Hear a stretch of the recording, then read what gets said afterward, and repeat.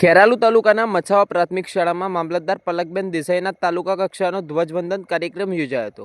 Kheralu TDO અલ્પેશભાઈ ભાટિયા સહિત આગેવાનો, શિક્ષકો સહિત ગ્રામજનો ઉપસ્થિત રહ્યા હતા। ખેરાલુ પોલીસ ટીમે પરેડ યોજી ધ્વજવંદનની સલામી લીધી અને પ્રોગ્રામમાં ફરજ નિભાવી। મામલતદાર પલકબેન દેસાઈએ રાષ્ટ્રજોગ પ્રવચન આપ્યું। ખેરાલુ તાલુકા સેવા સદન ખાતે નાયબ મામલતદાર ધર્મેન્દ્રભાઈના હસ્તે ધ્વજવંદન કાર્યક્રમ યોજાયો।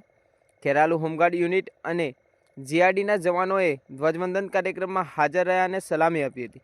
ખેરાલુની સ્થાનિક સ્કૂલોમાં પણ ધ્વજવંદન અને સાંસ્કૃતિક કાર્યક્રમ યોજાયા હતા। તો દર વખત નાગરિક સહકારી બેંકમાં થતો કાર્યક્રમ આ વખતે મોકૂફ રહ્યો હોવાની ચર્ચાઓ।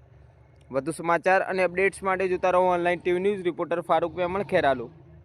જોઈએ અને તેમના સપના પૂરા કરવા એ આપણી ફરજ છે। બંધારણે આપણને ઘણા અધિકાર આપ્યા છે, જેમ કે ભણવાનો અધિકાર, સ્વતંત્રતાનો અધિકાર। આપણી ઘણી ફરજો પણ છે।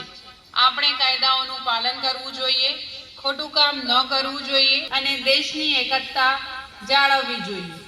ખેરાલુ તાલુકો મહેનતી લોકોનો તાલુકો છે।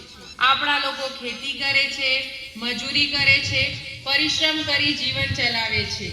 આજનો યુવા ખેરાલુ તાલુકાના બાળકો ભણી ગણી ઘણા ક્ષેત્રે પ્રગતિ હાંસિલ કરી ચૂક્યા છે।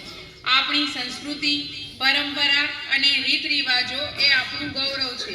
આપણે વિકાસ કરવાનો છે, પરંતુ આપણી સંસ્કૃતિને ભૂલ્યા વગર। મારી દ્રષ્ટિએ આ વિકાસ માટે સૌથી મહત્વનું સાધન છે શિક્ષણ। શિક્ષણ વિના આગળ વધવું મુશ્કેલ છે।